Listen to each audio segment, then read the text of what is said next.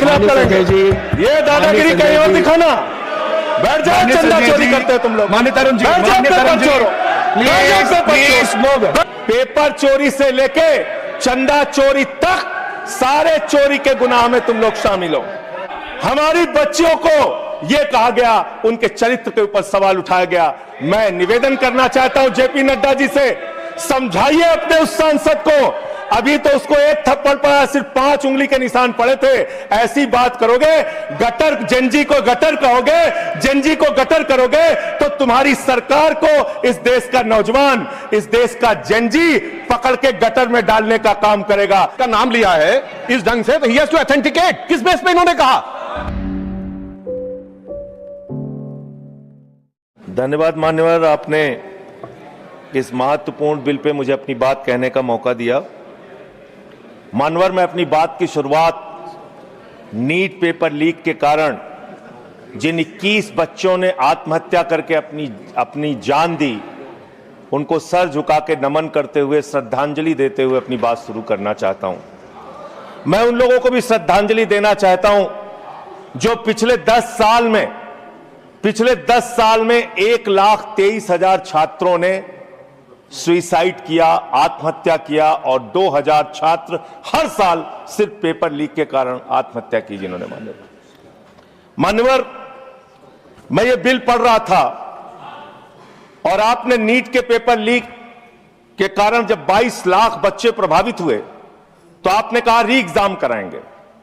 पहली बार जब आपने एग्जाम कराया तो 22,80,000 बच्चे उसमें बैठे थे, लेकिन दोबारा जब आपने री एग्जाम कराया तो उसमें मात्र 20 लाख बच्चों ने हिस्सा लिया। 2,80,000 बच्चों ने हिस्सा नहीं लिया। उस गुनाह के लिए, उस पाप के लिए जिम्मेदार कौन है?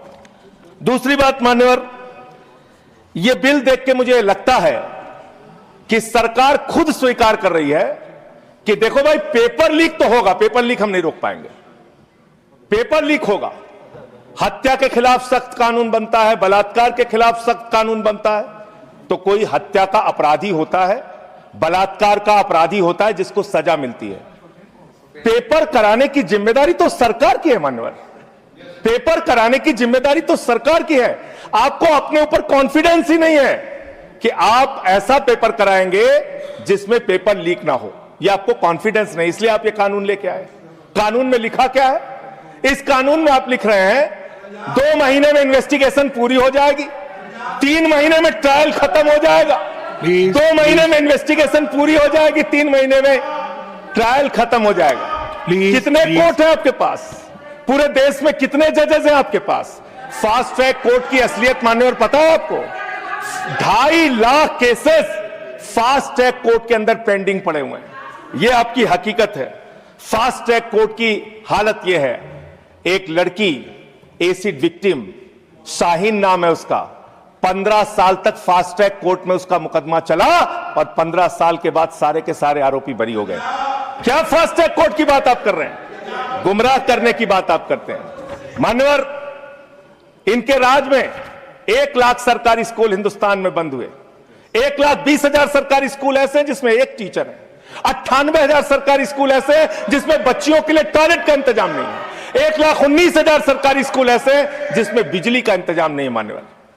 यह सरकार शिक्षा के ऊपर मात्र 2% पैसा खर्च करती है, मिड डे मील में नमक रोटी खाने को देती है। इसलिए क्योंकि मोदी जी का नारा है, अनपढ़ रहेगा इंडिया तभी तो अंधभक्त बनेगा इंडिया।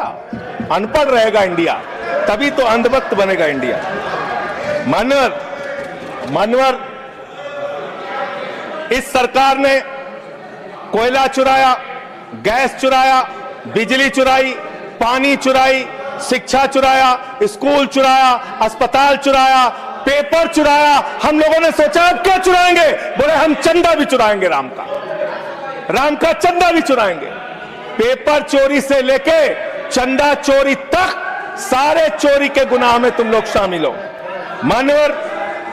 मान्यवर, किसान आंदोलन करता है तो खालिस्तानी हो जाता है। किसान आंदोलन करता है तो खालिस्तानी हो जाता है। मुसलमान आंदोलन करता है तो पाकिस्तानी हो जाता है। नौजवान आंदोलन करता है तो चाइनिस्तानी हो जाता है। लेकिन मैं इस सरकार के बारे में कहना चाहता हूं, जो लोग AK-47 चलाते हैं, छात्रों के सर पे लाठियां चलाते हैं, आंसू गैस के गोले छोड़ते हैं, वो सरकार आतंकवादियों जैसा आचरण कर रही है, आतंकवादियों जैसा व्यवहार कर रही है। मैं ये कहना चाहता हूं। मान्यवर, प्लीज कंक्लूड, प्लीज। मान्यवर, मैं आपके माध्यम से इनको एक सुझाव देना चाहता हूं। इनकी एक सांसद ने वहां पर गई हुई नौजवान, खत्म कर रहा हूं सर, सबको ऊपर आपने 1-2 मिनट दिया, मुझे भी दे दीजिए। टाइम खत्म हो रहा है, बोलिए बोलिए सर, अभी तो 3 मिनट बाकी है सर। बोलिए सर,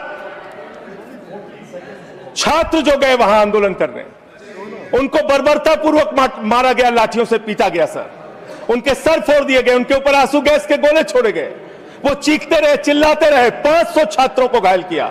और बिहार के अंदर इन लोगों ने AK-47 चलाया सर। वो आतंकवादी हैं हमारे छात्र, वो हमारे घरों के बच्चे आतंकवादी हैं सर, जिनके ऊपर आपने गोलियां चलाई। और तो और इनकी एक सांसद है मान्यवर, उन्होंने किसान आंदोलन में किसानों को गालियां दी, नौजवानों के आंदोलन में नौजवानों के लिए इतनी भद्दी टिप्पणी की मान्यवर, इस सदन के अंदर मैं कह नहीं सकता मान्यवर। हमारी बच्चियों को यह कहा गया, उनके चरित्र के ऊपर सवाल उठाया गया। मैं निवेदन करना चाहता हूं JP नड्डा जी से, समझाइए अपने उस सांसद को। अभी तो उसको एक थप्पड़ पड़ा, सिर्फ 5 उंगली के निशान पड़े थे। ऐसी बात करोगे, गटर जेनजी को गटर कहोगे, जेनजी को गटर करोगे, तो तुम्हारी सरकार को इस देश का नौजवान, इस देश का जेनजी पकड़ के गटर में डालने का काम करेगा। इसलिए तुम्हारी सरकार को मान्यवर, इसलिए मैं आपसे निवेदन करना चाहता हूं, नौजवानों को गटर जेनजी मत बोलो, तुम्हारी सरकार को उठा के वो गटर में डालने का काम करेंगे।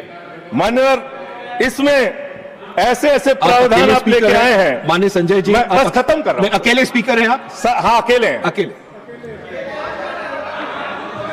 सर, मैं ये सोच रहा था कि ये सरकार ऐसा कानून लेके आए, अकेले रहेंगे तब भी तुम्हारे खिलाफ लड़ेंगे, याद रखना। माननीय संजय जी, अकेले रहेंगे तब भी तुम्हारे खिलाफ लड़ेंगे। ये दादागिरी कहीं और दिखाना। बैठ जाओ, चंदा चोरी करते हो तुम लोग। माननीय तरुण जी,